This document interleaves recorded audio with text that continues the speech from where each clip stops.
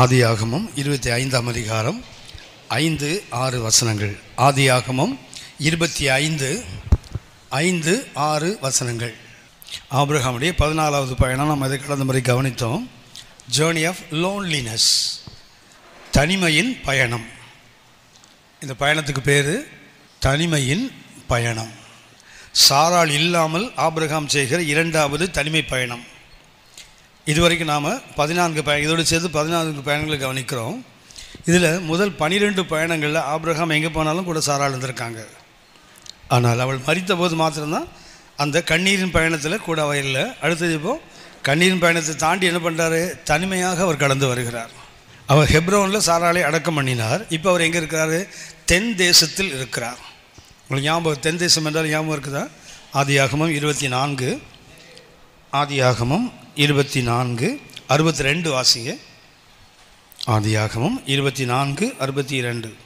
ஆதியாகமம் 24:62. ஈசாக்கு தென் தேசத்தில் குடியிருந்தான். ஈசாக்கு தென் தேசத்தில் குடியிருந்தான். அப்பொழுது அவன் லகாய்ரோயி எனப்பட்ட துறவின் வழியாய் புறப்பட்டு வந்தான். போதுமா.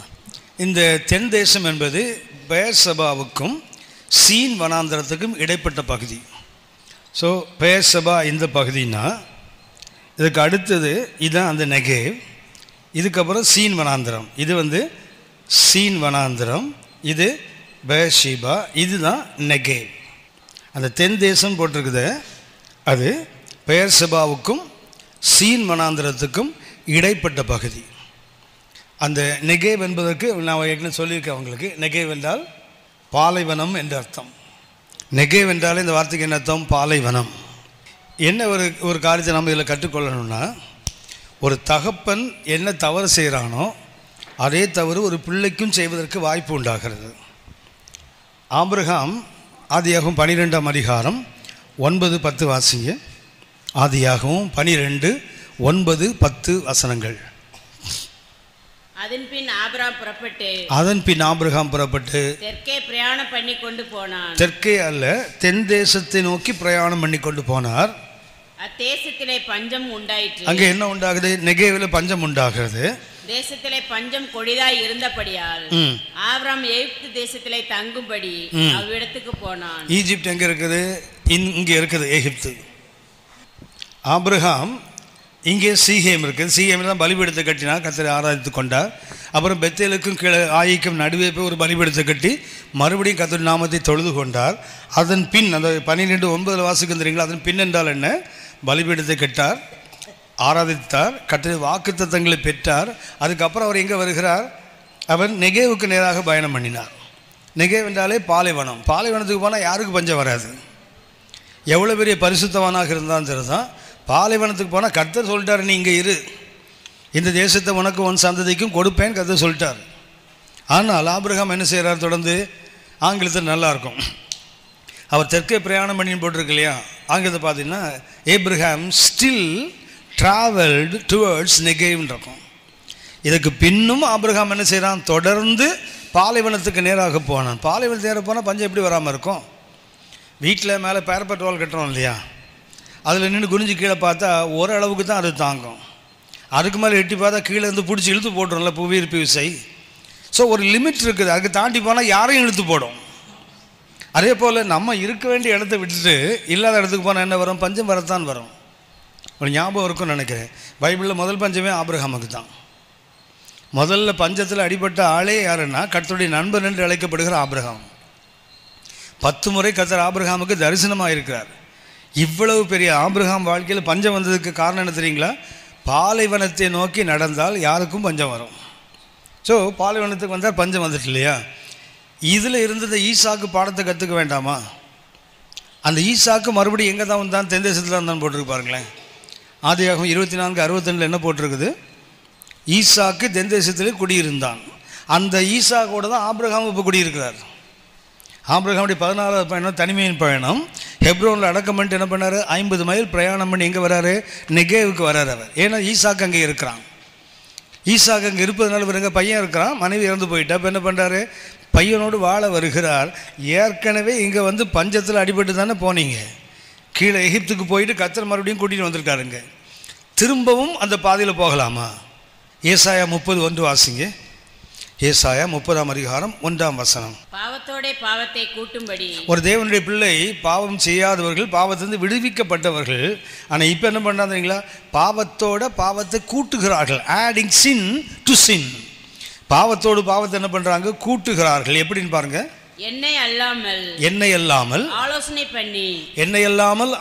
பண்ணி என் ஆவியை அல்லாமல் தங்களை மூடிக்கொள்ள பார்க்கிறவர்களும் என் வாக்கை கேளாமல் பார்வோனின் பலத்தினாலே பலக்கவும். எங்க போறாங்க? எகிப்துக்கு போறான். பார்வோனுடைய பலத்திலே பலப்படவும், எகிப்தின் நிழலிலே ஒதுங்கவும் வேண்டும் என்று எகிப்துக்கு போகிறவர்களுமாகிய முரட்டாட்டமுள்ள புத்திரருக்கு ஐயோ. புத்திரன் தான், ஆனா யாரு? கீழ்ப்படியாத புத்திரன். முரட்டாட்டம் என்றால் டிஸ்ஒபீடியன்ஸ். முரட்டாட்டம் உள்ள புத்திரனுக்கு ஐயோ. ஏன்? என்னை இல்லாமல் ஆலோசனை பண்ணி என்ன பண்ணுறான்? பாவத்தோட பாவம் நம்ம எப்போ கூட்டுறோம் தெரியுங்களா? ஒரு பிரச்சனை வரும்போது தேவனை அல்லாமல் நம் சுய பலத்தின் மேலே, மனித பலத்தின் மேலே, அவங்க உதவி செய்கிறேன்னு சொன்னாங்க, இவங்க ஹெல்ப் பண்ணுறேன்னு சொன்னாங்க, என்ன பண்ணுறோம்? நமது பலத்தில் ஒன்றை செய்யும்போது என்ன ஆகும் அப்படின்னா பாவத்தோடு பாவத்தை கூட்டுகிறோம். கர்த்தர் சொல்கிற அவனுக்கு என்ன? ஐயோ. 31 ஏசாயா 31:1 வாசிங்க. சகாயம் அடையும்படி இஸ்ரவேலுடைய பரிசுத்தரை நோக்காமலும். நல்ல காலம். சகாயம் அடையும்படி சகாயமாதாவை நோக்கி போறான்னு சொல்லாம இருந்தார் பாருங்க. சகாயம் அடையும்படிக்கு என்னை அல்லாமல் கர்த்தரை தேடாமலும் எகிப்துக்கு போய் குதிரைகள் மேல் நம்பிக்கை வைத்து ரதங்கள் அநேகமாய் இருப்பதினால் அவைகளை நாடி குதிரை வீரர் மகா பலசாலிகளாய் இருப்பதினால் அவர்களை நம்பி கொண்டிருக்கிறவர்களுக்கு ஐயோ. திருப்பி திரும்ப கர்த்தர் சொல்றார், எங்க போகாத? எகிப்துக்கு போகாத. உனக்கு ஞாபகம் இருக்கும், கர்த்தர் இஸ்ரவேலுக்கு ராஜா வேணும்னா ஒரு நாள் உனக்கு தோணும்னா என்ன பண்ணு? உன் சகோதரில் ஒருவன் தான் ராஜாவாகணும். ரெண்டாவது என்ன பண்ணக்கூடாது? மறுபடியும் ஜனங்களை எகிப்துக்கு அனுப்பக்கூடாது. இஸ்ரவேலில் ஒருவன் ராஜாவாக வந்தால் அவன் என்ன செய்யக்கூடாது? அநேக மனைவிகளை தனக்கு படைக்கக்கூடாது. ஒன்று, நிறைய மனைவிகளை திருமணம் பண்ணக்கூடாது. ரெண்டாவது என்ன பண்ணக்கூடாது? அவர்கள் எகிப்துக்கு மறுபடியும் ஆள் அனுப்பக்கூடாது. ஆனால் சாலமோன் ஆட்சிக்கு வந்து என்ன பண்ணா தெரியுங்களா? எகிப்திலிருந்து குதிரைகளை வாங்கினானா. இப்போ ஏசாயா 31 வாசித்தோம். குதிரைகள் அதிகமாக இருப்பதுனால அந்த பலத்தை நம்பி கர்த்தருடைய பலத்தை விட்டு விட்டானா. பணம் இருக்கு இல்லையா? உங்களுக்கு தெரியும், தேவனுக்கு எதிரான தெய்வம்னு இயேசு சொன்ன வார்த்தை பணம் தான்.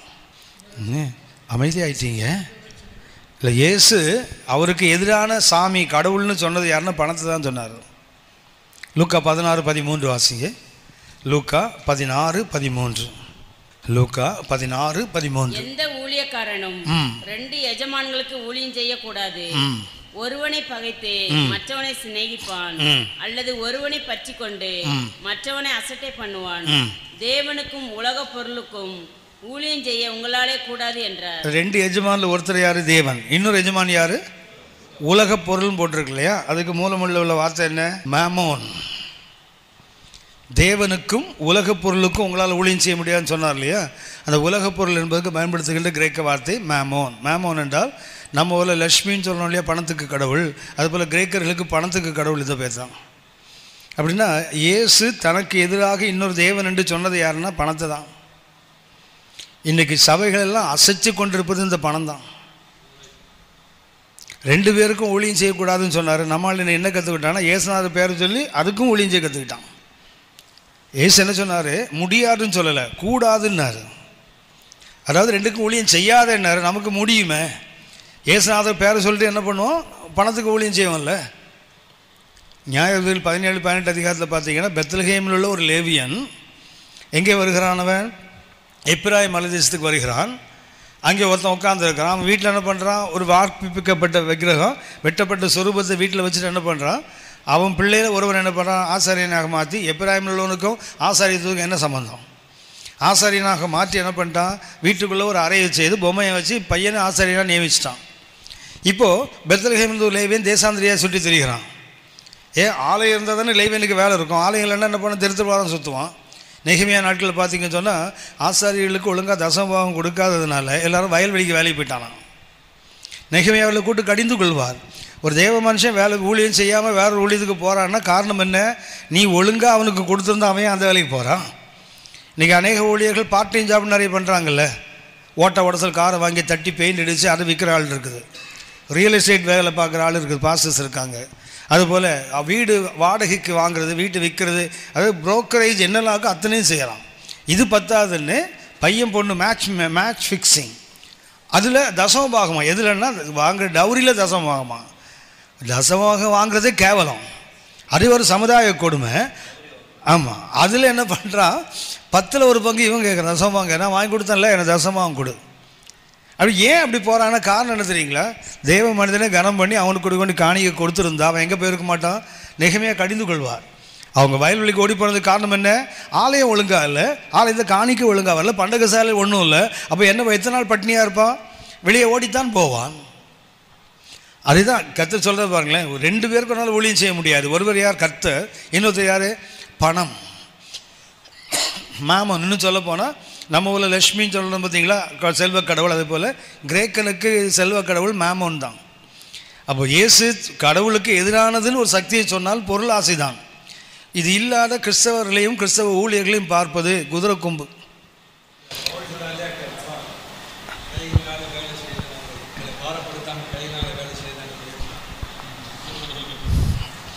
நியாயம். ஒடுக்கப்பட்டவர்களின் சார்பாக அண்ணன் ஒரு குரல் கொடுத்துருக்காங்க. யூதர்களுக்கு என்ன விசேஷம் அப்படின்னா, குழந்தையிலேருந்து கல்வி கற்றுக் கொடுக்கும்போது கூட ஒரு தொழிலையும் கற்றுக் கொடுப்பாங்க. ஒரு யூதன் கண்டிப்பாக அவர் யார், ஏசுநாதரும் தச்சனா இருந்திருக்காருல்ல, ஏசுநாதன் தச்சனா இருந்திருக்கிறாரு அப்படின்னு, ஏசுநாதன் ஊழியக்காரன் லாய்க்கு இல்லை, அவரும் தச்சனா தானே இருந்திருக்கிறாரு. ஆனால் வேலைக்கு ஊழியத்துக்கு வரும்போது வேலையை விட்டார், அவர் ரிசைன் பண்ணிட்டு வந்துட்டார். ஆனால் பவுல் ஏன் ரிசைன் பண்ணலை அப்படின்னு சொன்னால், ஏசுநாதர் ஊழியம் செய்தது ஒரு சின்ன வட்டத்துக்குள்ளே யூதர்களுக்கு நடுவே, அவருக்கு உதவி செய்கிறதுக்கு பின்னாடி ஒரு சகோதரிகள் கூட்டம் இருந்தது. தங்கள் பொருள்களால் என்ன பண்ணாங்க, தங்கள் ஆஸ்திகளால் ஊழியம் செய்த ஒரு டீம் இருந்தது. பவுல் அப்படி இல்லை, முழு உலகத்துக்கும் போகிறன்னு சொல்ல போனால் கர்த்தரை அறியாத ஜனங்களோட அங்கே போயிட்டு காணிக்க வாங்கினா அது பிச்சையாக மாறிடும். இயேசு யூதர்களுக்கு நடுவே ஊழியம் செய்தார். அது மாத்திரமல்ல, அவர்களுக்கு யோவானால் சூசனெல்லாம் இருந்தாங்க, ஏரோதின் காரியேசுடைய மனைவிலாம் இருந்தாங்க. என்ன ஆஸ்திகளால் அவருக்கு ஊழியம் செய்தாங்க. இயேசுநாதருக்கு போய் என்ன செய்ய வேண்டாம், திருப்பியும் இழைக்க வேண்டியதில்லை. ஏன்னா பெண்கள் இருக்கிறாங்க, அரண்மனை பொக்கிஷதாரில் உள்ள மனைவிலாம் இருக்கிறாங்க. என்ன பண்ணுறாங்க, அவங்க செல்வங்களால் அவருக்கு அதனால தான் இயேசு காணிக்க வாங்கலை, இயேசு பண்ணலை. ஆனால் பவுலுக்கு அப்படி இல்லை.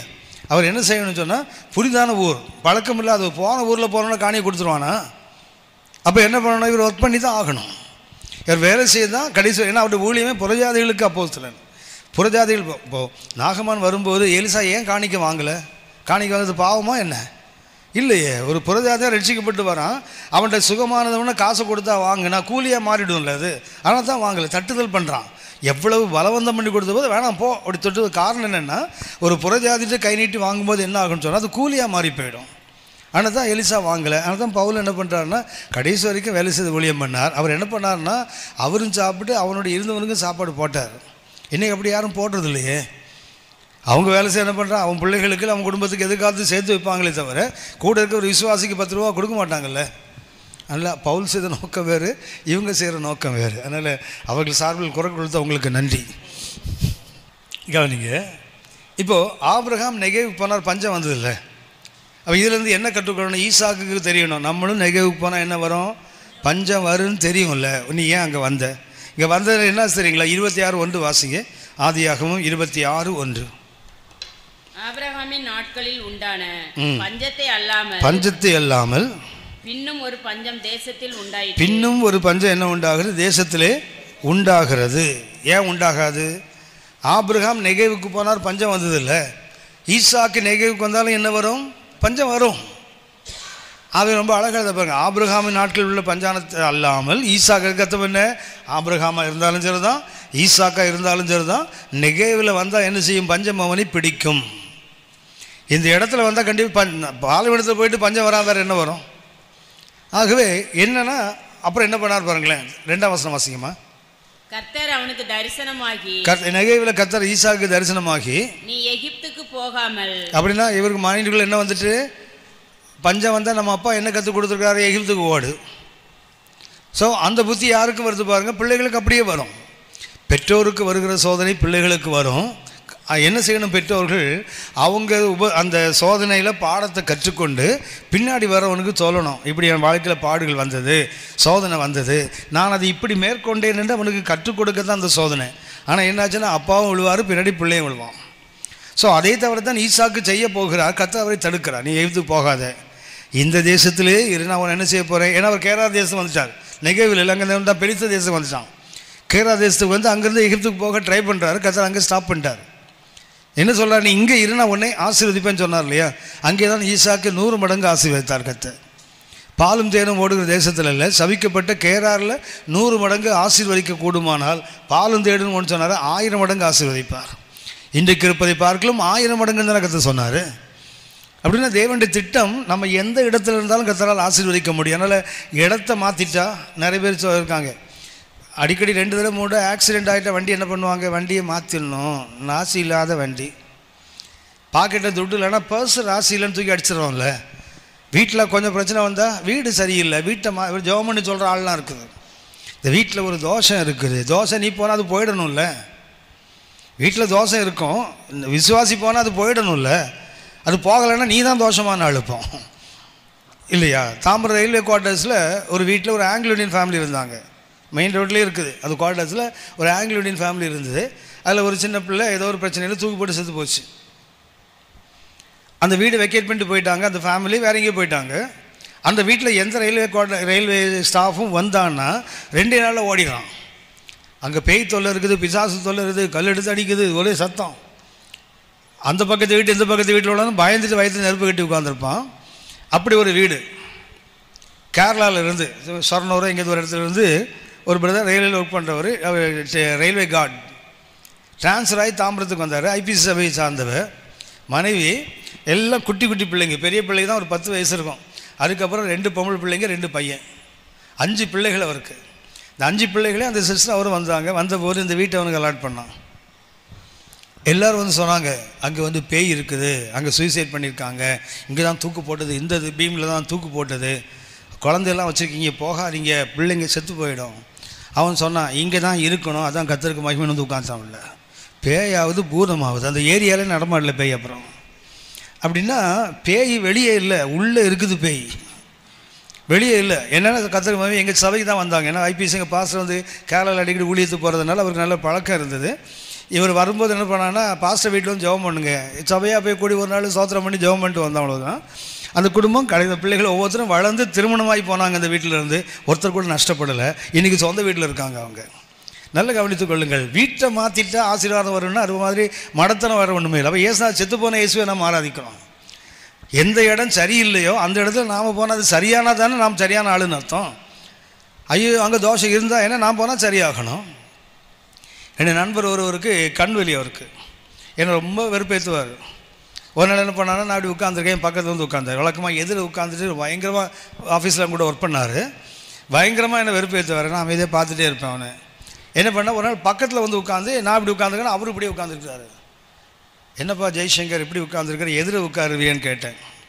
உன் நல்லது தாயா அங்கே உட்காந்துருக்குறேன், என் நல்லதுக்கு நீ எதில் உட்காந்தா என்ன ஆகும் சொன்னால் கேளியா, உன் நல்லது தான் அங்கே உட்காந்துருக்கேன். அப்போ தான் திரும்பி பார்த்தா கண்ணில் கருப்பு கண்ணாடி போட்டிருக்காரு, கண்ணில் அவருக்கு மெட்ராஸ் ஐயா அவருக்கு. என் எதில் உட்காந்தா என்ன ஆகிடுமா, அவர் கண் உள்ளது எனக்கு வந்துடுமா. நான் சொன்னேன் கண்ணாடி கழுத்துனான். இப்போ வந்து உட்காந்தான். என் கண்ணை நல்ல பாரியா, உன் கண் வலி போயிடும். பிரைஸ்லாம் கொழுப்பியா உனக்கெல்லாம், நீங்களும் உருப்படவே மாட்டீங்கடா, பைபிள் தோக்குனா பைத்தியம் பிடிச்சிட்டு உனக்கு கண்ணு வலி வந்து தொலைச்சிரும்டா அப்படின்னார். நீ வந்து உட்காரு, உன் கண் வலி போகுதா பாரு அப்படின்னாரு. அவனுக்கும் போயிடுச்சு, எனக்கும் வரல. ஏன்னா இந்த இடத்த மாற்றிட்டா, ஊரை மாற்றிட்டா, ஆளை மாற்றிட்டா, வேலையை மாற்றிட்டா, எதையும் மாற்றக்கூடாது, நம்ம மாற்றணும். மாற்ற வேண்டியது நம்மளை தான். ஒரு சில பார்த்தீங்கன்னா, இந்த சபை உனக்கு சரியில்லை, அங்கே போயிடு, இங்கேயாவது கொஞ்சம் கெடுத்துருப்பான், அங்கே போய் மொத்தத்தையும் கெடுத்துருவான். அவன் இருக்கிற இடத்துல அவனை சரி பண்ணணுமே தவிர இடத்த மாற்றுறதுனால எந்த மாற்றமும் வராது. ஈசாக்கு இங்கே இருந்தார், எங்கே போயிட்டார், கேரார் இங்கே இருக்குது, போயிட்டார். கர்த்தர் அவனை தெரிஞ்சு இங்கே போகாத, இங்கே இரு. இங்கே இருந்தால் கூட அந்த புத்தி போகலை பாருங்களேன். மனைவியை சகோதரின்றான் பாருங்களேன். எகிப்துக்கு போனால் இதை சொல்லுவாண்டான்னு கர்த்தர் இங்கே நிறுத்தினா அங்கேயே வேலையை ஆரம்பிச்சிட்டான் பாருங்களேன். தகப்பன் செய்கிற தவறுகள் பிள்ளை வாழ்க்கையில் சோதனையாக வரும். அதை பெற்றோர் அவனுக்கு என்ன செய்யணும், இப்படிப்பட்ட சோதனை வரும்போது இப்படி மேற்கொள்ளணும், கற்றுக் கொடுக்கணும். அப்பாவே மனைவியை தங்கச்சின்னு சொன்னால் இவர் என்ன பண்ணுவார், இவரும் மனைவி தங்கச்சின்னார், அவ்வளோதான். அவனும் ஒரு ஊருக்கு கெடுதலை பண்ணால், இவனும் ஒரு ஊருக்கு கெடுதலை பண்ணால் தான் நடந்தது. ஆகவே இதில் கற்றுக்கொள்ள பாடம் உண்டு. ஆபிரகாமுடைய 14வது பயணம் எங்கே வந்து சேர்றார், மறுபடியும் அந்த நெகேவுக்கே வந்து சேர்றார் பாருங்களேன். அந்த தனிமை பயணம் அவருக்கு எங்கே வருது, இங்கே முடிகிறது. ஆனால் ஒன்று, அவர் எங்கே வந்தாலும் சரி தான் கர்த்தர் அவர் விட்டு விலகலை. ஆதியாகமம் 28ஆம் அதிகாரம் 15 வாசிங்க. ஆதியாகமம் 28:15. நான் உன்னோட இருந்து நீ போகிற இடத்திலெல்லாம் உன்னை காத்து இந்த தேசத்துக்கு உன்னை திரும்பி வர பண்ணுவேன். நான் உனக்கு சொன்னதை செய்யும் அளவும் உன்னை கைவிடுவதில்லை என்றார். நான் கவனித்தோம் கடந்த முறை, ஆபிரகாமுக்கு ரொம்ப நேசிக்கப்பட்டவர் தான் இவள் சாராள். அவள் பிறந்ததுலேருந்தே ஆபிரகாமுக்கு தெரியும் அவளை, ஏன்னா தங்கை, அதனால் அவனுக்கு தெரிஞ்சிருக்க எல்லா விதத்திலும் வாய்ப்பு இருக்குது. ஆனால் அந்த சாராலே ஒரு நாள் விட்டு போயிட்டாங்க. இவர் ஆபிரகாம் தனிமையாக நடக்கிறார். ஆனால் அவருக்கு ஒரு பெரிய சந்தோஷம் என்ன தெரியுங்களா, அந்த தனிமையிலும் கூட நடக்கின்ற ஒரு கர்த்தர் உண்டு. எல்லா உறவுகளும் விட்டு போயிடும் ஒரு நாள். நான் உங்களுக்கு கடந்த முறை சொன்னேன், கணவன் மனைவியாக நம்ம வாழும்போது ஒரு கர்த்தருக்காக ஒரு தீர்மானம் எடுக்கும்போது, ஊழியத்துக்கு ஒரு தீர்மானம் எடுக்கும்போது கூட உள்ளவங்களை கன்சல்ட் பண்ணுறோம் இல்லையா, அது தவறில்லை. ஆனால் நியாயமானது கர்த்தர் சொன்னது கர்த்தருடைய சித்தம் என்று தெரிந்த பிறகும் கணவனோ மனைவியோ தடை சொன்னால் நம்ம என்ன பண்ணணும்? கர்த்தருக்கு கீழ்ப்படியணுமா, மனுஷனுக்கு கீழ்ப்படியணுமா? ஆனால் பெரும்பாலும் யாருக்கு கீழ்ப்படி வந்துடுங்களா, என் ஒய்ஃபுக்கு பிடிக்கலை, என் ஒய்ஃப் இதை வேணான்னு சொல்லிட்டா, அப்படி சொல்லிட்டு என்ன பண்ணணும், பின்வாங்குறோம் இல்லையா. ஒரு நாள் ஏசுநாதர் முன்னாடி போய் நிற்கும்போது என் ஒய்ஃப் சொல்லிட்டான்னா தலையில் ஒரு தட்டு தட்டுவார். ஒய்ஃப் கதையோ ஹஸ்பண்ட் கதையோ அங்கே நடக்காது. தனித்தனியாகத்தான் ஒவ்வொருத்தரும் கர்த்தரை சந்திக்கணும். நமக்கு கொடுத்த வாய்ப்புகள் அவங்களுக்கு தெரியாது, கர்த்தர் நம்ம நடத்துகிற விதம் அவங்களுக்கு புரியாது. விளக்கி சொல்லணும், புரியலைன்னா என்ன பண்ணணும், தேவனுக்கு தான் கீழ்ப்படியணுமே தவிர கூட. ஏன்னா இந்த உறவு ஒரு நாள் காணாமல் போயிடும். அந்த கர்த்தர் சொல்கிறார் பாருங்க யாக்கோபுக்கு, நமக்கு எல்லாருக்கும் தெரியும். நான் உன்னை விட்டு விலகுவதில்லை கைவிடுதலை யாரை சொல்லுவோம்? மோசையை சொல்லுவோம், இல்லை யோசுவாவை சொல்லுவோம் இல்லையா. நான் உன்னை விட்டு விலகுவதில்லை உன்னை கைவிடுதல் கர்த்தர் முதல்ல யாருக்கு சொன்னார்? யாக்கோபுக்கு சொன்னார். யாருக்கு சொல்லக்கூடாது அவனுக்கு சொல்லியிருக்கா பாருங்களேன். யாக்கோபின் வழி என்ன வழி? திருட்டு வழி, கிறுக்கு வழி, முறுக்கு வழி, எல்லா வழியும் அவன் வழி தான். ஒரு வழி கூட நேரம் நடக்க மாட்டான். ஆனால் அவன் வழிகள் எல்லாவற்றிலும் அவனோட கூட கர்த்தர் இருந்தாராம் பாருங்களேன். முதலாக கர்த்தர் நான் ஒன்று விலக மாட்டேன்னு சொன்னது யாருக்குன்னா யாக்கோபுக்கு தான். எதுக்கு? உன்னை குறித்து நான் சொன்னது நிறைவேறும் வரை. இந்த பகல் வேளையில் ஒன்றை நீங்களும் புரிந்து கொள்ள வேண்டும். கர்த்தர் உங்களை குறித்து என்னை குறித்து ஒரு திட்டம் வைத்திருக்கிறார். அந்த திட்டத்தை நாம் சரியாக புரிந்து கொண்டோன்னு வச்சுங்களேன், நிச்சயமாக மரண பயம் இல்லாமல் வாழலாம். ஏன்னா இந்த காரியம் நிறைவேற வரைக்கும் கர்த்தர் என்ன எடுக்க மாட்டார். ஆமென். நம்மை குறித்து கர்த்தர் ஒரு திட்டம் வைத்திருக்கிறார். அந்த திட்டம் நிறைவேறும் வரை யாரும் நம்ம அசைக்க முடியாது. மரணத்துக்கும் பாதாளத்துக்கும் திறவுகள் யார்கிட்ட இருக்குது? கர்த்தர்கிட்ட இருக்குது. ஒரு வியாதி வந்தால் நம்ம செத்துருவோமா? கர்த்தர் சாவியை போட்டு திறந்தால் தான் சாவோம். கர்த்தர் சாவியை போட்டு திறந்துட்டா நோய் வராமலே செத்து போயிடுவோம். நல்லா கவனித்துக் கொள்ளுங்கள். நோய் வந்தாலும் தாக மாட்டான். ஏன்? கர்த்தருடைய நேரம் வராமல், அவருடைய சாவி போட்டு திறக்கலன்னா. அதே போல் தேவன் சாவியை போட்டு திறந்துட்டா நோயே வேண்டாம். இப்போ தான் உட்காந்தாரு, தண்ணி கேட்டார், கொண்டு வரதுக்குள்ள 3ஆம் வானம் தாண்டிட்டார், அவ்வளோதான் கதை.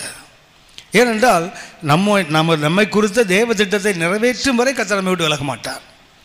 இன்னொரு வசனத்தை சுட்டி காட்டுகிறேன். 1 நாளாகமம் 28:20 வாசிங்க. 1 நாளாகமம் 28ஆம் அதிகாரம் 20ஆம் வசனம். தாவீது தன் குமாரனாகிய சாலமோனை நோக்கி நீ பலங்கொண்டு தைரியமாய் இருந்து இதை நடப்பி நீ பயப்படாமலும் கலங்காமலும் இரு. தேவனாகிய கர்த்தர் என்னும் என் தேவன் உன்னோட இருப்பார். கர்த்தருடைய ஆலயத்தை கட்டுகிறதற்கு அடுத்த சகல கிரியைகளையும் நீ முடித்து தீரும் மட்டும் அவர் உன்னை விட்டு விலகவும் மாட்டார், உன்னை கைவிடவும் மாட்டார். எவ்வளவு அழகா தாவீது சொல்லிக் கொடுக்க மகனுக்கு சொல்றான் பாருங்க. உன்னை குறித்து கர்த்தர் ஒரு திட்டம் இருக்குது. அவருடைய ஆலயத்தை கட்டி எழுப்ப வேண்டும். அந்த வேலை முடிகிற வரைக்கும் என்ன செய்ய மாட்டார்? என் தேவனாகிய கர்த்தர் உன்னோடு இருப்பார், உன்னை விட்டு விலக மாட்டார் உன்னை. அப்படின்னா யாக்கோபுக்கு சொன்னவே சாலமோனுக்கு சொல்ல முடியுமா? அந்த சாலமோனுக்கும் சொல்லியிருக்கிறார். என்ன சொல்கிறாரு? நீ இந்த ஆலயத்தை கட்டி தீரு மட்டும். அப்படின்னா அவனுக்கு தேவன் கொடுத்த உத்தரவாதம் என்ன? உங்களை குறித்து என்னை குறித்து தேவனுக்கு திட்டமும் அதுதான். நம்மை கொண்டு கர்த்தர் ஒரு ஊழியத்தை செய்யணும், நம்மை கொண்டு ஒரு பகுதியில் ஒரு பெரிய எழுப்புதலை உண்டாக்கணும், நம்மை கொண்டு ஒரு ராஜ்யத்தை விரிவாக்கணும்னு கர்த்தர் திட்டம் வைத்திருக்கிறார்.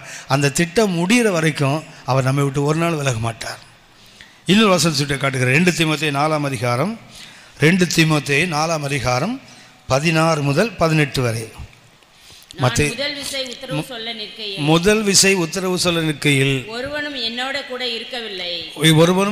இருக்கவில்லை, எல்லாரும் என்னை கைவிட்டார்கள், அந்த குற்றம் அவர்கள் மேல் சுமராது இருப்பதாக.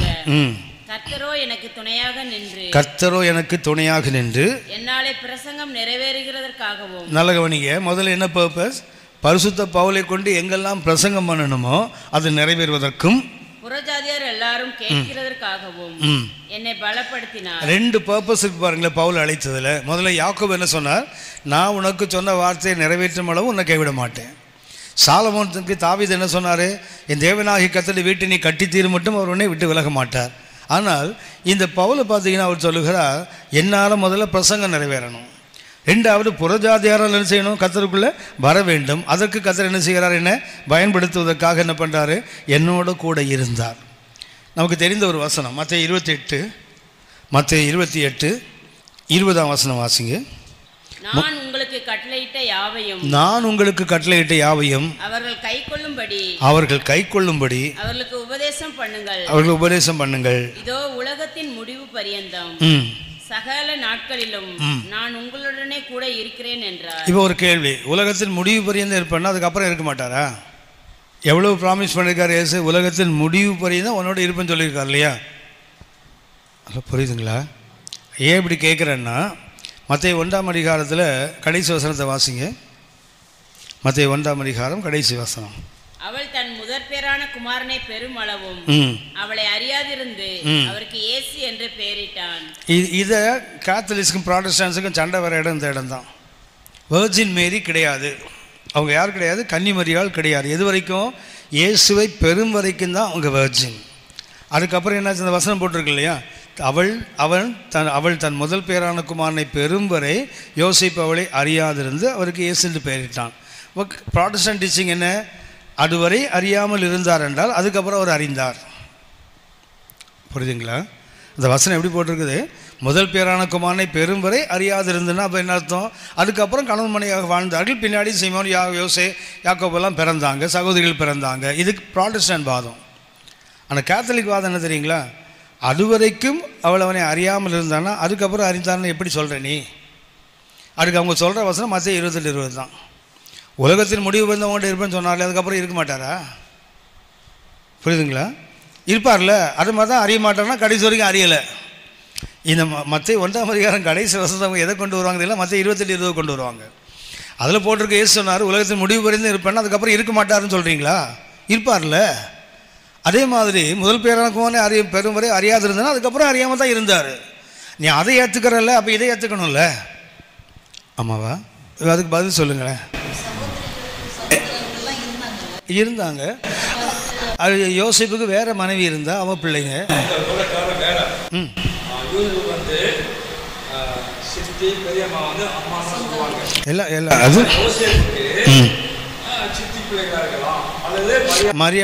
மரியாளுக்கு சிஸ்டர்ஸ்.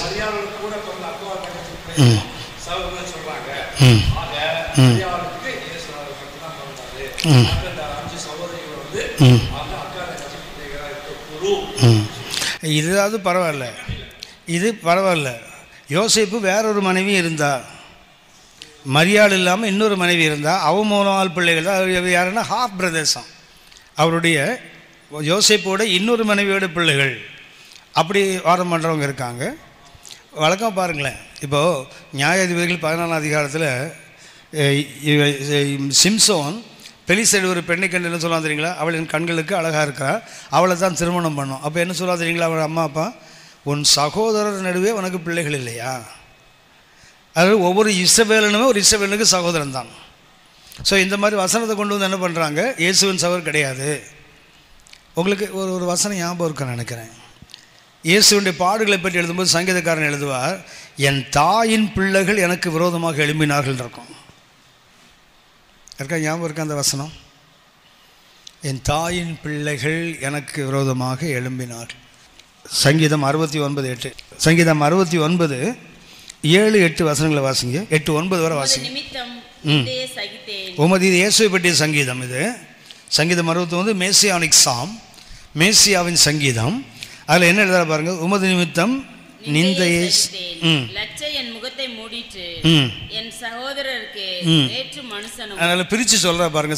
என் சகோதரருக்கு வேற்று மனுஷனும் என் தாயின் பிள்ளைகளுக்கு அந்நியனும் ஆனேன் உம்முடைய வீட்டை குறித்து உண்டான. இது இயேசுவை பற்றி சொன்ன வசனம். 69 யாரை பற்றியது? உன்னுடைய வீட்டை குறித்து உண்டான பக்தி வேறங்கனை பட்சித்தது. இயேசு அந்த சவுக்கை உண்டாக்கி ஆலயத்தை சுத்திகரிக்கும் இந்த வசனம் தான் சொல்லுவாங்க. அதுக்கு முன்னாடி வசனம் என்ன போட்டு தெரியுங்களா? என் சகோதரன்னு தனியாக சொல்கிறாரு, என் தாயின் பிள்ளைகள்னு தனியாக சொல்கிறாரு. பாருங்க, தகப்பன் பிள்ளைன்னா அண்ணன் சொன்ன மாதிரி அவருடைய அக்கா தங்கச்சி இப்படிலாம் சொல்லிட்டு போகலாம். வசனம் ரொம்ப தெளிவாக இருப்பாருங்களேன். என் தாயின் பிள்ளைகள், முதல்ல சகோதரன் தனியாக இரு, மற்ற யூதர்களை இல்லை என்றால் இந்த மாதிரி ரிலேட்டிவ்ஸ் எல்லாம் சொல்லும்போது என்ன சொல்கிறாருன்னா, என் சகோதரருக்கு வேற்று மனுஷனும் என் தாயின் பிள்ளைகளுக்கு அந்நியும். அப்படின்னா ஒரே தாய் தான். புரியுதுங்களா? அமைதியாக இருக்க உங்களுக்காக ஸ்தோத்திரம். ஒருவேளை திருத்துறன்னு ஏதாவது முழிக்கிறீங்களா? உள்ள மிக எளிமையான வசனம். இயேசுவுக்கு பின்னாடி மரியாளுக்கு பிள்ளைகள் இருந்தார் என்பதுக்கு இந்த வசனம் நல்ல வசனம். சங்கீதம் 69:8 இருக்குது. அது மரியாளுக்கு அதுக்கப்புறமும் பிள்ளைகள் இருந்தாலும் நல்ல வசனம் இது. ஏன்னா சங்கீதக்காரனே இயேசுவை பற்றி தாவீதை பற்றி தாவீது இயேசுவை பற்றி எழுதுறாரு, என் சகோதரர்களுக்கும் என் தாயின் பிள்ளைகளுக்கும் அந்நியன் ஆனேன். அப்படின்னா சகோதரன் வேற, காமனாக அவங்க சொல்கிறது. அடுத்தது என் தாயின் பிள்ளைகளுக்கும் அந்நியன் ஆனேன்னு சொல்கிறாரு. அடுத்த வசனம் அது வீட்டை குறித்து உண்டான வைராக்கியம் என்னை, அது இயேசுவை பற்றி சொல்லப்பட்ட வசனம். அந்த 69 ஒன்று உங்களுக்கு தெரியும்னு நினைக்கிறேன். பைபிளில் இந்த ராகத்தலைவன் போட்டிருக்கு, தெரியுங்களா? போட்டிருக்கா? ராகத்தலைவன் எந்த சங்கீதம்? எல்லாமே மேசியாவின் சங்கீதம். ராகத்தலைவன் போட்ட அந்த சங்கீதத்தில் அது யாரை குறிக்கும் என்றால் இயேசுவை குறித்த சங்கீதம். ஆகவே அது ரொம்ப இந்த ராகத்தலைவனுக்கு அவங்க பயன்படுத்துகிற வார்த்தை எவரிய மொழியில் அதை கிரேக்க மொழிக்கு மாற்றுவாங்க. லாமினெட்ஸ். ராகத்தலைவன் என்பதுக்கு பயன்படுத்துகிற வார்த்தை என்ன? லாமினெட்ஸ். லாமினெட்ஸ் என்றால் அர்த்தம் என்ன? டில் த எண்ட், முடிவு பரியந்தம். லாமினெட்ஸ் அந்த வார்த்தைக்கு அர்த்தம் முடிவு பரியந்தம். ஒரு ராகத்தலைவன் என்றால் ஒரு 100 இன்ஸ்ட்ருமெண்ட் ஒரு கொயரில் இருக்குன்னு வச்சுங்களேன்.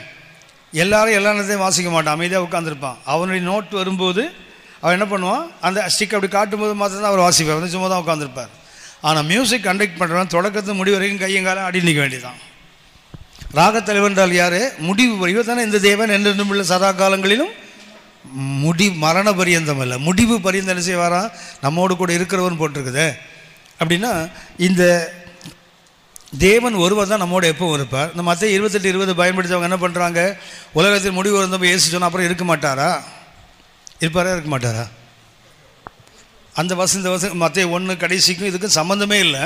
ஏண்டா அவங்களுக்கு ஒரு வார்த்தையை புரியாமல் அவங்க அதை பேசுவாங்க. அது என்ன வார்த்தை அப்படின்னா, அந்த உலகத்தின் முடிவு பரியந்தம் போட்டிருக்கு இல்லையா? போட்டிருக்குதா? அதுக்கு பயன்படுத்துகின்ற கிரேக்க வார்த்தை அயான். அயான், உலகத்தின் முடிவுன்னு போட்டிருக்கு, தெரியுங்களா? அதுக்கு பயன்படுத்த கிரேக்க வார்த்தை என்ன? அயான். அயான் என்றால் உலகம் அல்ல, ஏஜஸ், காலங்கள். அயான் என்றால் அர்த்தம் என்ன? காலங்கள். எது வரைக்கும்? இதோ உலகத்தின் முடிவு, இந்த காலங்களின் முடிவு வரை நான் உன்னோடு இருப்பேன். அதாவது நித்தியம் எப்போ தொடங்குதோ அது வரைக்கும் உங்களோட இருப்பேன்னு அர்த்தம். காலம் உங்களுக்கு தெரியுமே, இது எட்டர்னிட்டி, இது நித்தியம். அடுத்தது என்ன? காலம். அடுத்தது என்ன? நித்தியம். வேதம் 3ஆக காட்டுகிறது. ஒன்று நித்தியம், அடுத்தது காலம், மறுபடியும் நித்தியம். நாம் இங்கே தெரிந்து கொள்ளப்பட்டோம், நித்தியத்தில் தெரிந்து கொள்ளப்பட்டோம். நித்தியத்தில் அவரோடு இருப்பதற்கு நடுவில் என்ன வைக்கப்படுறது? காலம். தேவன் எது வரைக்கும் இருப்பாரா? உலகத்தில் முடிவு வந்தது, அந்த காலம் முடிகிற வரைக்கும் அவர் கூட இருப்பார். அந்த மற்ற 28:20 இதோ உலகத்தின் முடிவு பரியந்தம்னு போட்டிருக்கு இல்லையா? இல்லை, உலகத்தின் காலத்தின் முடிவு பரியந்தம். அப்படின்னா நித்தியம் எப்போ தொடங்குமோ அது வரைக்கும், நித்தியத்தில் அவர் எப்போது நம்மோடு இருக்க போகிறவர். அதனால் பூமி உலகத்தின் முடிவு பரியந்தம் இல்லை, காலங்களின் முடிவு வரைக்கும் நான் உன்னோட இருப்பேன். அந்த அயான் என்ற வார்த்தைக்கு அர்த்தமாக தான் ஏஜஸ். ஏஜஸ் என்றால் காலங்கள், ஒவ்வொரு காலத்தையும் குறிப்பது. காலங்கள் முடிந்தால், அப்போ காலம் முடிந்தால் தான் நித்தியம் தொடங்கும்.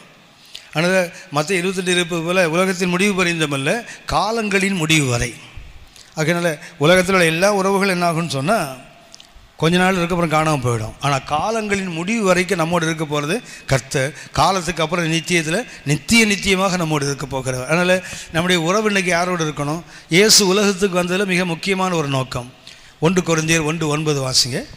1 கொரிந்தியர் 1:9 தம்முடைய குமாரனும் நம்முடைய கர்த்தருமாய் இருக்கிற இயேசு கிறிஸ்துவுடனே ஐக்கியமாய் இருப்பதற்கு உங்களை அழைத்த தேவன் உண்மை உள்ளவர். எதற்காக நம்மை அழைத்திருக்கிறார்? இயேசு கிறிஸ்துவோடு ஐக்கியப்படுவதற்கு நம்மை அழைத்திருக்கிறார். நாம் இன்றைக்கு தேவனுக்குள் தெரிந்து கொள்ளப்பட்டோன்னா ஒரே ஒரு காரணம்தான், தேவனுக்கோடு நீங்கள் தான் என்ன செய்யணும், ஐக்கியமாக இருக்க வேண்டும். அதற்காகத்தான் கர்த்தர் நம்மை அழைத்திருக்கிறார் என்று வேறுன்னு சொல்லுது. அப்படின்னா உங்களை என்னையும் தெரிந்த நோக்கமே அதுதான், மனுஷனோடு உறவு கொள்வதற்கல்ல. ஒன்று யோசிச்சு பாருங்கள், மனிதனுக்கு எவ்வளோ கிட்ட போகிறீங்களோ அவ்வளோ துன்பம் வரும். எந்த மனுஷனாக இருந்தாலும் சரி தான், ஒரு டிஸ்டன்ஸ் மெயின்டைன் பண்ணிங்கன்னா பிரச்சனை வராது. அப்படி ஒரு மாதிரி ஹலோ ஹாய் பிரைஸ் லார்ட் அப்படி போயிட்டு தான் பிரச்சனை இல்லை. யார் கிட்ட போகிற மாதிரி தானே ஃப்ரிக்ஷன் அதிகமாக வரும். மனுஷனுக்கு கிட்ட போக போக பிரச்சனை அதிகமாகும், தேவனோடு கிட்ட போக போக பிரச்சனை குறையும். மனிதனோடு கிட்ட போக போக ஃப்ரிக்ஷன் அதிகமாகும், உராசல் அதிகமாகும். தேவனோடு கிட்ட போக போக அந்த உரசல் குறைஞ்சிக்கிட்டே வரும். அதனால் மனிதனை விட்டு கொஞ்சம் தள்ளி போக கற்றுக்கொள்வோம், தேவனோடு நம்ம இணைத்து கொள்ளணும். தேவனோடு இணைத்து கொண்டால் மனுஷனை டோட்டலாக விட்டு போயிட மாட்டோம். ஆனாலும் எந்த உறவு நமக்கு முக்கியங்கிறது நமக்கு தெளிவாக தெரிஞ்சிடும். ஆகவே நம்ம அழைத்ததுக்கு நோக்கம் என்னன்னு சொன்னால் அவரோடு ஐக்கியப்படத்தான். 1 கொரிந்தியர் 7:23 வாசிங்க. 1 கொரிந்தியர் 7ஆம் அதிகாரம் 23ஆம் வசனம். நீங்கள் கிரயத்துக்கு கொல்லப்பட்டீர்கள், நீங்கள் கிரயத்துக்கு கொல்லப்பட்டீர்கள், மனுஷருக்கு அடிமைகளாகாதீர்கள். என்ன ஆகக்கூடாது, கர்த்தர் விலை கொடுத்து நம்ம வாங்கி இருக்கிறாரு, மனுஷனுக்கு என்ன பண்ணக்கூடாது. ஒரு சில பார்த்தீங்கன்னா சொல்லுவாங்க, இவர்கிட்ட டேட் வாங்கினா நீங்கள் அவரை பிடிச்சிங்கன்னா வாங்கிடலாம். இல்லை அது இல்லாதங்க ஒரு வழி இருக்கியா, ப்ராப்பர் சேனலாம். இப்படி போனால் என்ன பண்ண முடியும், அவர்கிட்ட டேட்டு வாங்கிடுறாங்க. அதுக்கு அர்த்தம் என்னென்னா, அந்த ஊழியக்காரர் இந்த ஆளுக்கு அடிமைன்னு அர்த்தம். இவர் சொன்னால் அவர் கொடுத்துருவாருன்னா ஏதோ ஒரு விஷயம் இவரை பயன் பண்ணி வச்சிருக்கு, அவருக்கு இருக்கும் ஏதோ ஒன்று என்ன பண்ணுது, அவங்கள கட்டி வைத்திருக்கிறதுன்ற அர்த்தம். ஆகவே மனுஷனுக்கு எந்த காலத்திலும் அடிமை ஆகக்கூடாது. 2 பேதுரு 2ஆம் அதிகாரம் 19ஆம் வசனம் வாசிங்க. 2 பேதுரு 2:19. 2 பேதுரு 2ஆம் அதிகாரம் 19ஆம் வசனம். தாங்களே கேட்டுக்கு அடிமைகளாக இருந்தும், தாங்களே கேட்டுக்கு அடிமைகளாக இருந்தும் அவர்களுக்கு சுயாதீனத்தை வாக்குத்தத்தம் பண்ணுகிறார்கள். இவரே அடிமை, இவர் என்ன பண்றாரா, அடுத்தவங்களுக்கு சுதந்திரத்தை பற்றி பேசுறாரு. எதினால் ஒருவன் ஜெயிக்கப்பட்டிருக்கிறானோ, எதினால் ஒருவன் ஜெயிக்கப்பட்டிருக்கிறானோ அதற்கு அவன் அடிமைப்பட்டிருக்கிறானே. எது நம்மை வென்று விட்டாலும் நம்ம அதுக்கு அடிமைன்னு அர்த்தம். நம்மை வெல்லுவது இயேசுவாக மாத்திரம் இருக்க வேண்டும்.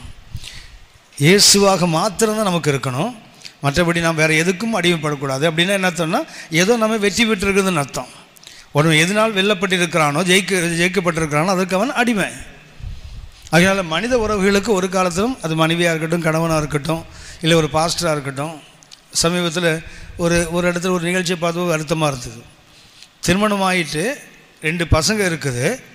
ஆனால் அந்த அம்மாவுக்கு இயேசுநாதர் யாருன்னா அவங்க பாஸ்டர் மனைவியும் தான். பாஸ்டர் மனைவி என்ன சொல்கிறாங்களோ அதுதான். அந்த அம்மா சொல்லுவாங்க, வீட்டுக்காரர் அது அந்த அம்மாவோட கணவன் ஒரு ஊழியக்காரர், சபை வச்சிருக்காரு. ஆனால் அவங்கள முதல்ல நடத்துனாங்களே கிறிஸ்துவுக்குள்ள, அந்த பாஸ்டர் சொல்கிறாரு, அவ சபைக்கு போகிற நம்ம சபைக்கு வானா அது அங்கே போகுது. ஒரு பாஸ்டரோட மனைவி 2 குழந்தைங்க இருக்குது. அவங்கள நடத்தின ஒரு பாஸ்டர் இருப்பார் இல்லையா, அவங்க திருமணத்து முன்னாடி சபையில் இருந்தாங்க இல்லையா, அவங்க எந்த அளவுக்கு இவங்களை அடிமைப்படுத்தி வச்சுருக்காங்கன்னா, அந்த அம்மா சொல்லும், வீட்டுக்காரன் அவர் பாஸ்டர், அவன் சபைக்கு போகாத இங்கே வேணா அது போகுது. அப்போ அந்த சபை என்ன ஆகுன்னு யோசித்து பார்த்துருக்கீங்களா?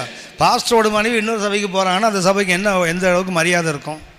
ஸோ மீட்கப்படாத மனைவினா வேறு, மீட்கப்பட்ட ஒரு மனைவி இன்னொரு சபைக்கு போகிறா, இவர் பிரசங்கம் பண்ணால் அது கேட்காது. நீ என்ன பிரசங்கம் பண்ணி பாச மாதிரி பண்ணுவியா அப்படின்னா அடிமைப்படுத்தி வைக்கிற ஆவி இன்றைக்கி சபைகளுக்குள்ளே இருக்குது. நல்லா கவனித்து பார்த்தீங்கன்னா தெரியும். கணவன் மனைவி இருக்காங்கன்னு வச்சுங்களேன், சபையில் என்ன பண்ணுவாங்க தெரியுங்களா, மனைவிட்டு ஏதாவது ஒரு ஃப்ரிக்ஷன் வந்துட்டா கணவன்ட்டு ரொம்ப பேசுவாங்க. ரொம்ப அப்படியே இவர்கிட்ட அப்படியே என்ன குல்லா போடணும் போயிடக்கூடாதுல்ல வெளியே, இவர்கிட்ட குல்லா போட்டுட்டு இருப்பாங்க. அதுக்கு கடுப்பு ஏறும். என்ன வெறுக்கிறாங்க, ஒன்றை மாத்திரம் என்ன நேசிக்கிறாங்க, குடும்பத்தில் பிரச்சனை ரொம்ப ஈஸியாக டேக்கிள் பண்ணுவாங்க. ஸோ ஒரு 2 குடும்பம் ஒரே குடும்பத்தில் 2 ஃபேமிலி ஒரு சபையில் இருந்தால் அந்த 2 சபைக்குள்ளே எப்படி 2 குடும்பத்துக்குள்ளே எப்படி முடிச்சு போட்டு அவன் மண்டையை உடைக்கலான்னு கற்றுக் கொடுக்குற வேலை இன்றைக்கி நம்ம சபைகளில் இருக்குது. வெல்லப்படுகிறார்கள்.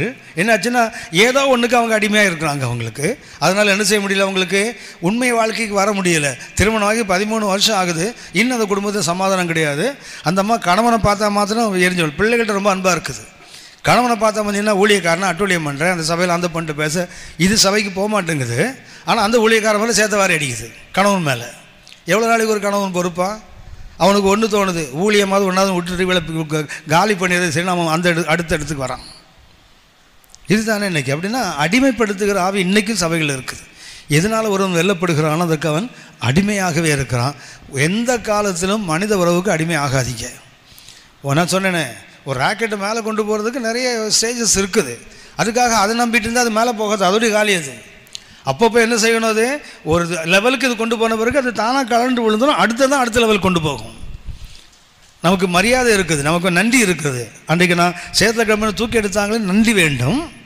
அவனுடைய ஞான நன்மை பெற்றாமல் அவனுக்கு சரீர நன்மையை கொடுக்கணும். ஆனால் அதுக்காக அவங்களே ஒட்டி கொண்டு இருந்தால் நம்ம வளர்ச்சி கெட்டு போயிடும். நாம் அடுத்த லெவல் போயிட்டே இருக்க வேண்டியது தான். அதனால் மனித உறவுகளுக்கு மாத்திரம் எப்போவுமே அடிமை ஆகாதீர்கள். கர்த்தர் ஒருவருக்கு தான் நீங்கள் நானும் சொந்தமானவர்கள். இவங்க இதெல்லாம் கர்த்தர் கொடுத்தவங்க தான். இதெல்லாம் கர்த்தர் இவங்களாம் அன்பு வேண்டும், மதிப்பு வேண்டும், மரியாதை வேண்டும். ஆனால் தேவனுக்கு அடுத்தது தான் இவங்க, தவிர தேவனுக்கு மேலே யாருமே இல்லை.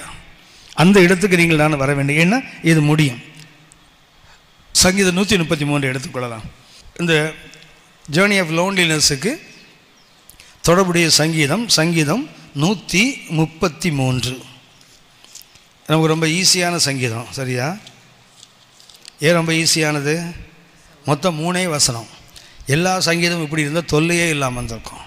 இந்த 119 சங்கீதத்தை 176 வசனத்தை எழுதி வச்சு 3 வசனம்தான். ஆனால் அதிலிருந்து நான் உங்களுக்கு 7 கருத்தை நான் உங்களுக்கு சுட்டி காட்டுகிறேன்.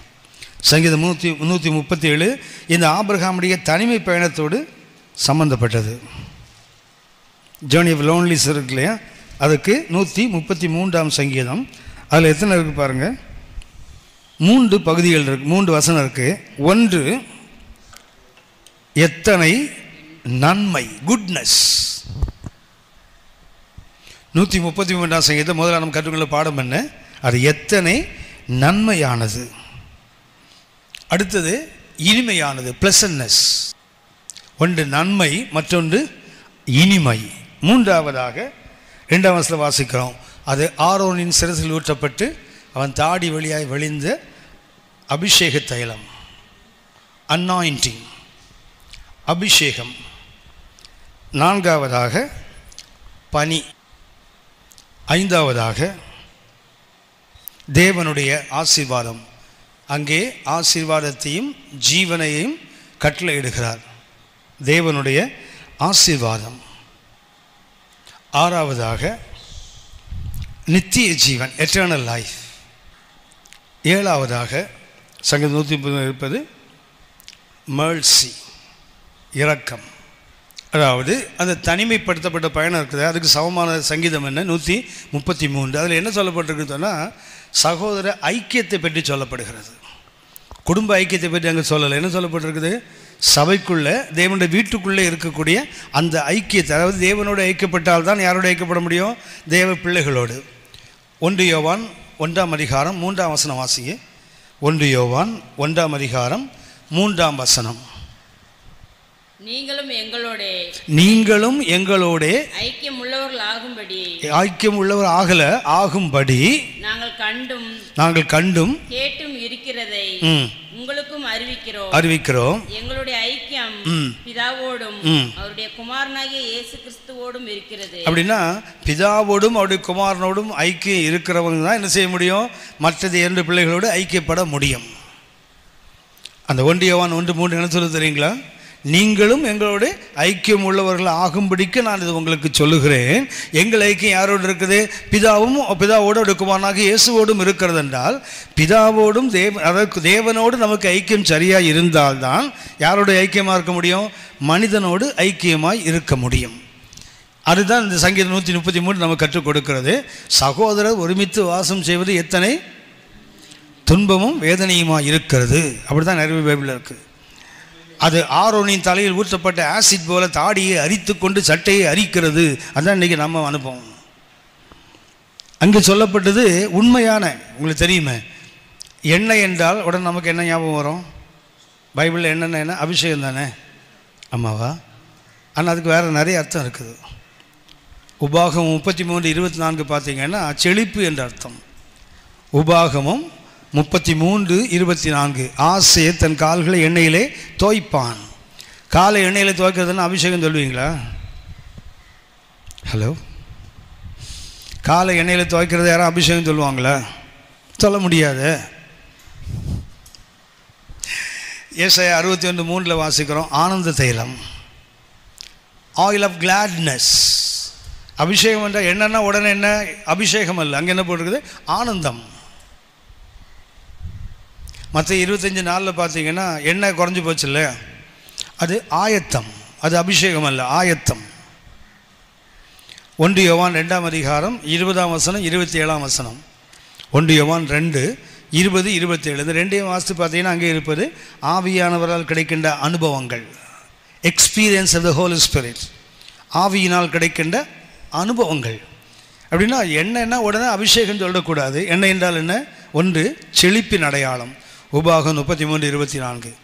ஏசாயா 61:3 என்ன? ஆனந்தம், தேவன் கொடுக்கிற உச்சக்கட்ட சந்தோஷம். மூன்றாவதாக மற்ற 25:4 நாம் வாசிக்கிறோம். என்ன என்பது என்ன? ஆயத்தம். 1 யோவான் 2:20-27 வாசிக்கிறோம். ஆவியானவர் உண்டாகின்ற அனுபவங்கள். சங்கீதத்தை வாசிக்கிறோம். 133:2 வாசிக்கிறோம். அது சகோதர ஐக்கியம், சகோதர சிநேகத்தின் அடையாளம் என்ன என்பது. அப்போது நம்மோடு இருக்கிற மனித உறவுகள் இன்றைக்கி விட்டு போயிடும். ஒரு நாள்னா ஒரு நாள் காணாமல் போயிடுவாங்க. ஆனால் தேவனோடும் தேவ ஜனத்தோடும் இல்லை தேவனோடும் தேவ சபையோடும் இருக்கிற ஐக்கியம் இருக்குது, அது ஒரு நாளும் நமக்கு விட்டு விடாது. இந்த 7 ஆசீர்வாதங்கள் அதுக்குள்ளே இருக்குது. அந்த 3 வசனத்துக்குள்ளே இந்த 7 ஆசீர்வாதங்கள். திரும்ப அதை கொஞ்சம் வாசிப்போம். ஒன்று என்ன? சகோதரர் ஒருமித்து வாசம் பண்ணுகிறது, அது பிரதர்லி ஃபெல்லோஷிப், சகோதர ஸ்நேகம், சகோதர ஐக்கியம் என்ன பண்ணுது? அது எத்தனை நன்மை, என்னது கொடுக்குது? இன்பம். மூணாவது பார்த்தீங்கன்னா ஆரோனின் சிரசில் ஊட்டப்பட்டு அவன் தாழி வழியாக விழுந்து அவன் அங்கேயே நனைக்கிறது. அடுத்தது எர்மோன் மேலும் சீயோன் பருவம் மேலும் இறங்கும் பனி. அடுத்தது என்ன? அங்கே கர்த்தர் என்றென்றைக்கும் ஆசீர்வாதத்தையும் ஜீவனையும் போட்டிருக்காரு. ஒன்று என்ன? God's blessing. அடுத்தது என்ன? என்றென்றைக்கும் போட்டிருக்கலாம், நித்தியம். தேவன் கொடுக்குற ஆசீர்வாதம் என்ன? அந்த ஐக்கியத்தினால் வந்த மேன்மை என்ன? எட்டர்னல், நித்தியமானது. என்றைக்கும் என்ன பண்ணுறாரா? ஜீவனையும் கட்டளையிடுகிறான் போட்டிருக்கு இல்லையா? ஆங்கிலத்தை பார்த்தீங்கன்னா கமாண்டட் மெர்சி, இரக்கத்தை தேவன் கட்டளையிடுகிறார். நமக்கு தமிழில் வந்து ஜீவனையும் போட்டிருக்கு இல்லையா? ஜீவன் அல்ல, நித்திய ஜீவன் இருக்குன்னு கொடுத்துட்டாரு. கீழே இருப்பது என்ன? அங்கே அவர் ஜீவனையும் கட்டளையிடுகிறான் போட்டிருக்கு இல்லையா? ஆங்கிலத்தை பார்த்தீங்கன்னா ஹி ஹஸ் கமாண்டட் மெர்சி, இரக்கத்தை தேவன் கட்டளையிடுகிறார். அப்படின்னா 7 ஆசீர்வாதங்கள் எதில் இருக்குன்னு சொன்னால், குடும்பம் உறவெல்லாம் நமக்கு தேவைதான். ஆனால் அதை காட்டிலும் இப்படி ஐக்கியம் யாரோடு இருக்கணும்? உங்களுக்கு தெரியுங்களே, அந்த ரத்தம் இருக்கு இல்லையா? ஒரே தாய் தகப்பனுக்கு 2 பிள்ளைகள் பிறந்தால் 2 பேருக்கும் ஒரே மாதிரி ரத்தம் இருக்குமா? இல்லை, இருக்காது, கண்டிப்பாக இருக்க முடியாது. ஏன்னா அந்த எந்த இதுலேருந்து உருவாகிற நேரம் ஒரே தாய் தகப்பன் தான். ஆனால் பிளட் குரூப் மாறுபடுது, வித்தியாசமான தன்மைகள். யோசித்து பார்த்துருக்கீங்களா? அக்கா கருப்பாக இருக்கும், தங்கச்சி வெள்ளையாக இருக்கும். பார்த்துருக்கீங்களா? அந்த குடும்பத்துக்கு வந்த கேடே தான். வரவெல்லாம் சின்ன பொண்ணை கட்டி கேட்பான். பெரிய பொண்ணு கடிச்சு இந்த சின்ன பொண்ணை கடித்து கொதற ஸ்டேஜுக்கு வந்துடுவா. இந்த சனியை இருக்கனா தான் எனக்கு வரவெல்லாம் அவளை பார்த்து கேட்குறான். சண்டை வந்துடும். வீட்டில் அம்மாட்ட சண்டை போட்டு வீட்டை விட்டு வெளியே போன பிள்ளைங்களாம் இருக்குது. ஒரே தாய் தகப்பன் தானே, ஏன் இத்தனை மாறுபாடு? என்னுடைய மனைவியும் என்னுடைய மனைவியோட அக்காவையும் பார்த்தீங்கன்னா அடித்து சொன்னாலும் நம்ப மாட்டீங்க, அக்கா தங்கச்சின்னு. அவ்வளோ வித்தியாசம், அவ்வளோ மாறுபாடாக இருக்கும். கேட்பாங்க ஓன் சிஸ்டரான்னு கேட்பாங்க. கடுப்பு வரும் உங்களுக்கு. ஒரே அப்பா என்ன, இவன் அவங்க அம்மா மாதிரி அவங்க அப்பா மாதிரி அதனால் ஒரே மாதிரி இருக்கணும்னு அவசியம் இல்லை. ஆனால் சபைக்குள்ளே வந்தால் கிறிஸ்தவ ரத்தம் ஒரே ரத்தம், ஒரே குரூப் தான் எல்லாருக்கும். கொஞ்சம் கூட மாறுபாடு கிடையாது. கொஞ்சம் உருவத்தில் வித்தியாசம் இருக்கலாம், ஆனால் உள்ளத்தில், சிந்தனையில், செயல்பாட்டில். ஏன்னா அது ஒரே ரத்தத்தில் உண்டானது. இந்த ரத்தம் வந்து பிளட் குரூப் மாறவே மாறுது. எல்லாம் ஜே குரூப் தான், ஏசுநாத ரத்தம் தான், வேறு எந்த குரூப்பும் கிடையாது. அதில் ஒரே ரத்தம். அதனால தான் அது என்ன செய்யும்? ஒரு நாள் நம்ம விட்டு போயிடும், இது ஒரு நாள் நம்ம விட்டு போகாது. ஆனால் நம்ம வாழ்க்கை திருப்பி நேராக ஆப்போசிட்டாக வச்சுருக்கோம். இதை நம்ம எப்போவுமே கலத்தி விட காத்திருக்கிறோம். இப்போ நானும் ஹரியும் போகிறேன்னு வச்சிங்களேன், போகும்போது யாரும் கேட்பாங்க, இது யார்? என்னுடைய தம்பி. ஓன் பிரதரா? மூஞ்ச பார்த்தா தெரியும்ல வித்தியாசம். ஓன் பிரதரா? இல்லை எங்கள் சர்ச்சில் உள்ள பிரதர். அப்படி தானே சொல்லுவோம், அப்படி தானே சொல்கிறோம். ஓன் பிரதர்னு திரும்பி சொல்லுவோமா? அதே கூட ஹரியோட தம்பியோ அண்ணனோ வரட்டும், என்ன சொல்லுவாங்க? ஓன் பிரதர் அப்படி சொல்லுவோம்ல. அது இதுதான் ஓன் பிரதர். பேசலாம், அதெல்லாம் அடுத்த வீட்டு பிரதர்.